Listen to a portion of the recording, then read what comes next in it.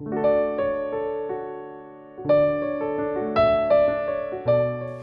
Internet people! I think that as writers, it's really important for us to make a lot of time to read. As Stephen King would say, you have no business writing if you don't read, which I think is a little extreme to say, but hey, he's Stephen King. He can say whatever he wants. However, I do have some different ways that I like to try and get myself to read a little bit more, because it's definitely hard to make time to read, especially when you are also trying to write a lot.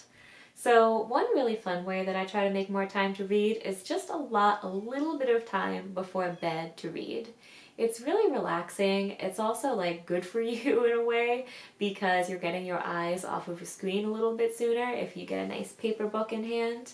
I actually really love reading poetry for a few minutes before bed because frankly, like when I'm reading a book of poetry, even though I have a ton of them, I only like to read like maybe 10 pages of poetry or 10 poems at once.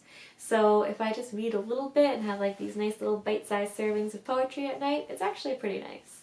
My other favorite way to read more is audiobooks. Audiobooks are literally the best way to consume literature and get to know the styles of a lot of different writers when you're really busy and on the go. Even if you don't have a long commute, you can still listen to audiobooks when doing things around the house. We always ultimately end up spending a lot of time doing like essential activities like cooking, like eating, like doing laundry or cleaning, and they're usually not the most exciting activities in the world, at least not for me. So listening to audiobooks while doing them, it makes it more fun, and I'm kind of doing my writerly dues and reading more, which is always a good bonus. I think it also helps to figure out what your biggest obstacle is for why you're not reading more and try to tackle it. If it's as simple as that you don't like certain types of writing, like if you just don't really care about reading short stories, then read novels.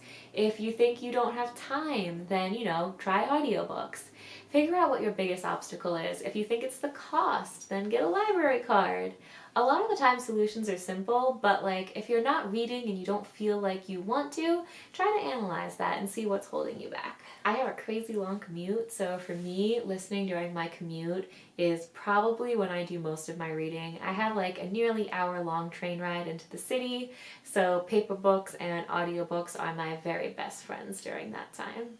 I think it's also nice to make reading feel a little bit more like an accomplishment. It's kind of like using those principles of gamification that they have in education and trying to apply that to your reading. So you might do that by like making a Goodreads account and kind of like tracking all the books you've read. That way you can really see how much you're reading and it feels good. It's kind of nice to get that reminder of like, oh wow, I've read 20 books so far this year. If you're the type of person that likes to see those numbers and feels motivated by that, then definitely try to, let yourself feel that.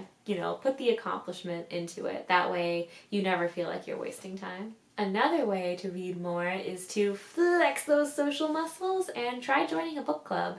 That might sound a little bit scary, but it's a great way to meet other people who really like to read. You might meet some other writers that way too. And it's definitely a way to break you out of your comfort zone, try reading different books, and it also gives you like some structure and some deadlines that will force you to read. I think most people who take part in book clubs, even if the book club meets monthly, probably read the book in its entirety like a day or so before the meeting. But hey, it's better than nothing. If it gets you to read, that's really what matters.